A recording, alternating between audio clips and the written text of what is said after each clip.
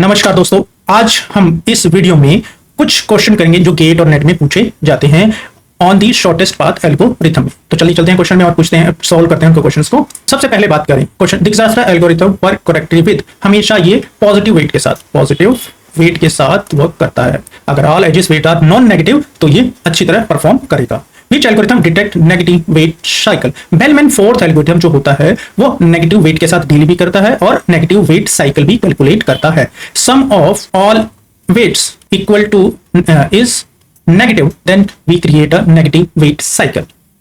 ये कभी भी आपको करेक्ट आंसर नहीं प्रोवाइड करेगा। Next question, you can give me directed graph with positive edge weight, which is the fastest algorithm to find the shortest path from a single source? तो अगर आपके पास directed graph है तो हम दिक्जास्ट्रा algorithm use करते हैं जो आपको फाइंड करता है shortest path, fastest algorithm to find the shortest path using the minimum heap. ये मिनिमम हिप का एल्गोरिथम यूज करता है, मिनिमम हिप को यूज करता है। Which algorithm is used to find the shortest path from a source to all vertices? हमारे पास दो तरह के एल्गोरिथम होते हैं, सोर्स टू सिंगल पॉइंट और सोर्स टू ऑल वर्टिसेस। तो बेलमैन फोर्थ जो एल्गोरिथम होता है वो डील करता है source to all vertices and negative weights. Next, Floyd Warshall algorithm is used all pair shortest path. ये भी क्या काम करता है? All pair shortest path algorithm के लिए हम किसे यूज करते हैं? Floyd Warshall algorithm. Which is true about the Dijkstra algorithm? Dijkstra algorithm हमेशा फेल करेगा नेगेटिव वेट्स। जब भी हम इसे नेगेटिव वेट प्रोवाइड करते हैं तो ये हमें फेल हो जाता है आंसर प्रोवाइड करने। Time complexity of the bellman Ford algorithm, order of V is the vertex and E is the edges.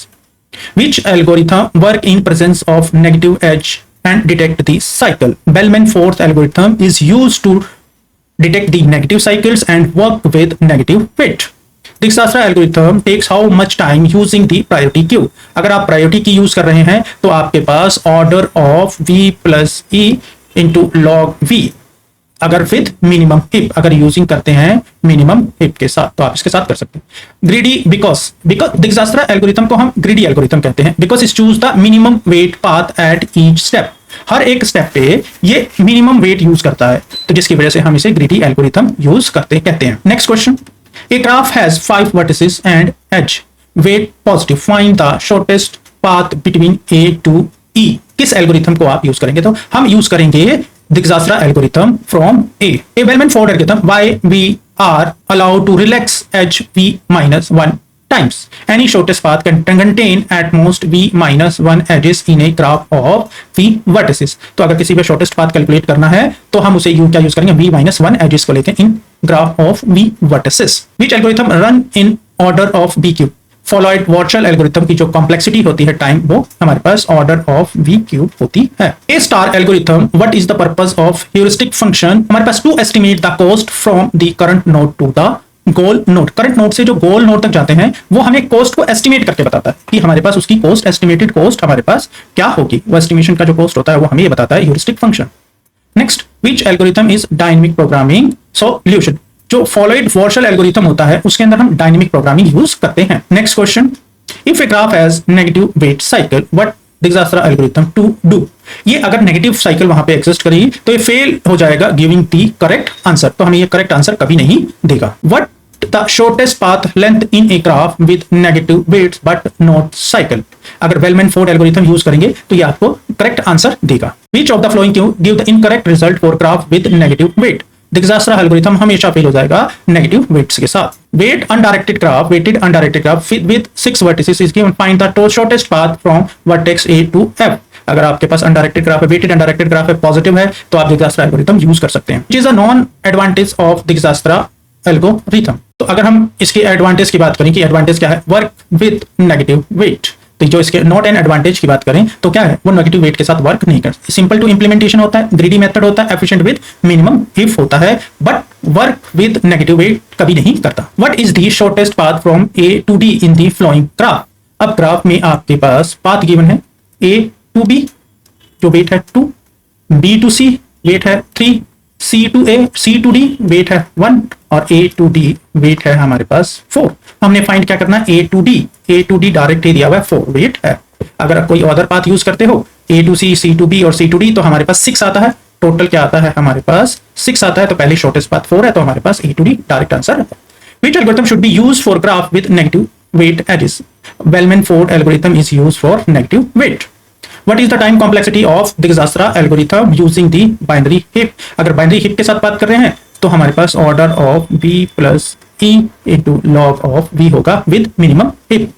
How many relaxation does Bellman-Ford perform? b minus 1 time. b minus 1 time. जितने भी उसमें vertices होंगे उससे एक कम। What is the shortest path post matrix after first iteration of Floyd-Warshall algorithm? It gives the adjacency matrix. हम show all direct edge and path through the first intermediate node.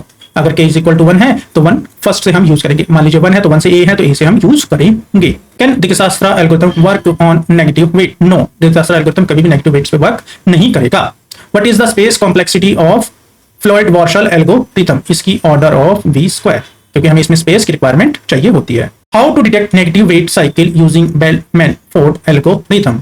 Perform with relaxation, जितने भी उसमें relaxation होगी करने के बाद, in if any distance decrease negative cycle exist कर रही होगी तो चेक करेंगे आफ्टर v-1 रिलैक्सेशन के बाद अगर वो डिक्रीज हो रही है तो उसमें हमें पास नेगेटिव साइकिल बन रही होगी। Next, what is the shortest path from a to c given graph? A to B हमारे पास 1 है, B to C हमारे पास 2 है, और A to C हमारे पास 4 है, और B to C हमारे पास 1 है।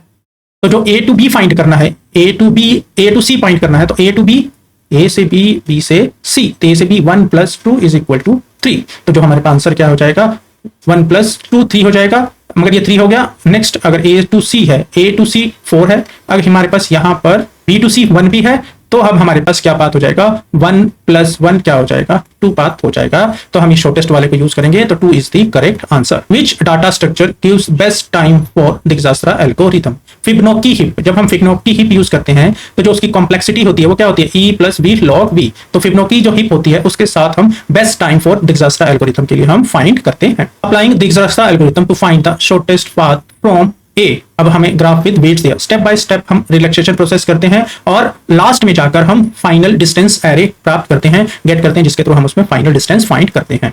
What is the final distance matrix after Floyd Warshall algorithm? हम कंप्लीट करते हैं ऑल इटरेशन एंड हम पास करते हैं फाइनल APSP मैट्रिक्स, जो फाइंड शॉर्टेस्ट डिस्टेंस हमें प्रोवाइड करती है। Find the negative cycle using Bellman Ford algorithm. Show the distance change in Vth iteration, identify the negative cycle. अगर आपके पास वेट डिक्रीज करने लग जाएगा तो आपके पास वो नेगेटिव साइकिल हमें दे देगा। Count the number of shortest path from A to D। अब मॉडिफाई करेंगे Dijkstra एल्गोरिथम को तो हम काउंट कर सकते हैं पाथ को, तो total number of shortest path हमारे पास वहां पे शो करता रहता है जब आप उसको फाइंड करते हैं। What is the shortest path with exactly k edges?